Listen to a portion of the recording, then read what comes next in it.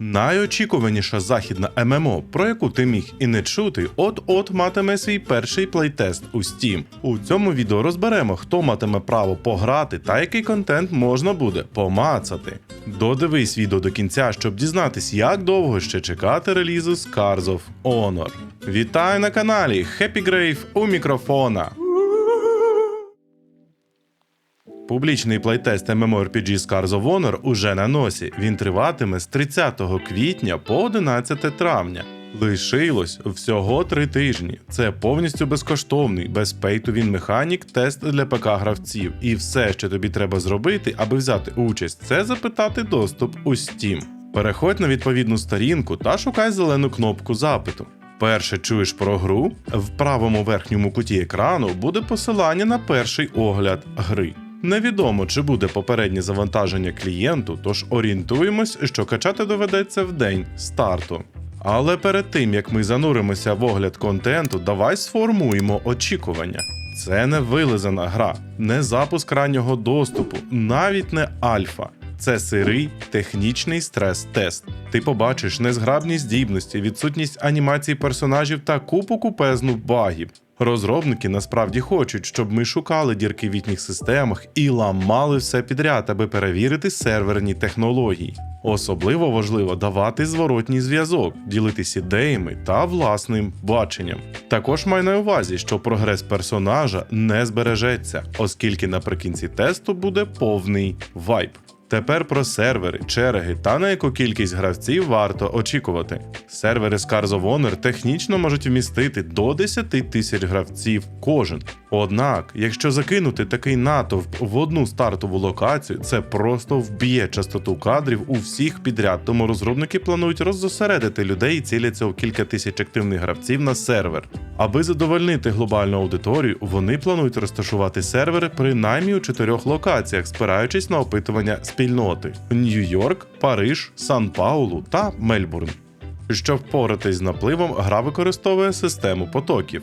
Коли в локації стає занадто тісно, сервер автоматично розподіляє гравців по окремих потоках у межах тієї самої зони, щоб збалансувати навантаження. Одна з головних речей, яку ми будемо тестувати, це те, наскільки добре масштабується ця система і чи зможе вона стабільно тримати групи разом без завантажувальних екранів.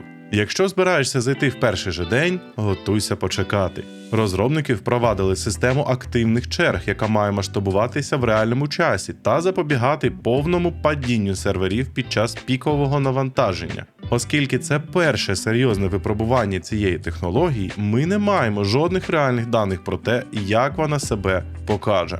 Час очікування може бути нульовим, а можеш і просидіти 10-30 хвилин у черзі, можливо навіть довше. У будь-якому разі перевірка саме цієї системи на міцність та витискання серверів максимуму – це і є головна мета цього плейтесту.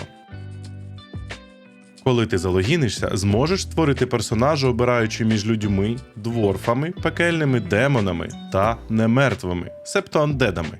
Що стосується класів, в грі діє стандартна система танк, хілер, ДД.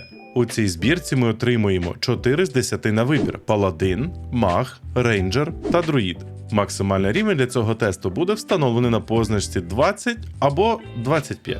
Оскільки клас клірика ще не готовий, спільнота вже готується до того, що друїд буде основним хілом для групового контенту. З цікавого нам розказали, що окрім паладина танчити зможе навіть маг. Дуже цікаво на це подивитись. Щодо талантів, гра помітно надихається Path of Exile. Особисто у мене постійно були ситуації, коли я обирав не той талант і не міг це швидко виправити. Тут же перейматись не варто. Якщо не плутаєш щось із білдом, ти можеш вільно скинути очки талантів у будь-який момент, щоб поекспериментувати з різними варіантами. Хвилинка лірики. Я хочу щиро подякувати своїм існуючим та майбутнім підписникам за підтримку каналу. Саме завдяки вам я маю постійний баф на мотивацію робити цікаві відео та проводити душевні стрімчики. Дякую! Ви неймовірні! Щоб тестування було зосередженим, контент розгортатиметься у 3 окремі етапи. Етап перший стартує 30 квітня і фокусується на основах. Нам буде доступна одна локація, яку розробники вже не раз показували на своїх стрімах. Ти тестуватимеш боївку, прокачування, збір ресурсів, крафт та систему прогресії під назвою Шрами, які працюють як пасивки або бафи до характеристик. Збір ресурсів та крафт досить незвичні, тут немає знайомого всім АФК збору. Натомість ти гратимеш в активні міні-ігри для видобутку руди, рубки дерева, риболовлі, кулінарії, алхімії та інших професій. Відкрите фракційне PvP спочатку буде вимкнено, щоб гравці могли досліджувати світ.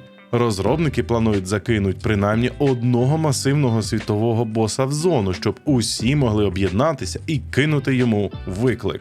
Етап 2 розпочнеться за кілька днів і додасть перше і поки єдине підземелля. Коли саме ми вирушимо до склепу полеглих, поки невідомо. Головна мета тут перевірити систему процедурної генерації, яка створює унікальні нелінійні шляхи, змінює ворогів, пастки, загадки тощо при кожному наступному вході в підземелля. Етап 3 завершує тести з великим акцентом на PvP. Ми нарешті отримаємо доступ до поля бою та арени, тестуючи різні типи черг, як от 1 на 1, 2 на 2, 3 на 3 та 5 на 5. Замість того, щоб вмикати PvP у відкритому світі з першого дня, розробники планують масовий серверний PvP-івент в останні дні, щоб дати гравцям відірватися на повну і навмисто спробувати покласти сервери. Голова студії поділився ідеєю додати в столиці обох фракцій охоронців та генералів, за вбивство яких гравці отримують особливий шрам у колекцію. Це такий собі PvP-івент, щоб зібрати побільше людей в одному місці. Але нагадую, що наразі це просто концепт. Венелін, голова студії, проводитиме стріми щовечора, щоб приймати наші відгуки наживо, тож про будь-які знайдені баги можна буде повідомити прямо. На крайньому стрімі він заявив, що очікувати на реліз гри цього року не варто.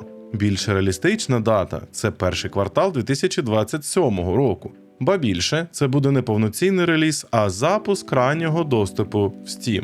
Більше деталей дізнаємось згодом. І одразу після цієї новини стосовно релізу Венелін скинув ще одну бомбу. Ранній доступ наступного року не означає, що у нас з вами не буде можливості тестувати гру далі. Протягом року, десь раз на 1-2 місяці, мають проводитись фокус-тести в міру додавання нового контенту. Отже, нам буде чим зайнятись. На сьогодні це вся відома інформація. Впевнений, буде ще. Пам'ятай, це не готовий продукт, навіть не альфа, а технічний стрес-тест, на якому кожен бажаючий може спробувати гру вперше. Це чудова можливість залетіти в проект безкоштовно і допомогти сформувати основу нової MMORPG. Напиши, за який клас чи фракцію плануєш грати ти. А в коментарях під відео є посилання на мій особистий Discord-сервер, а також Twitch і Telegram канали. До зустрічі в наступному відео!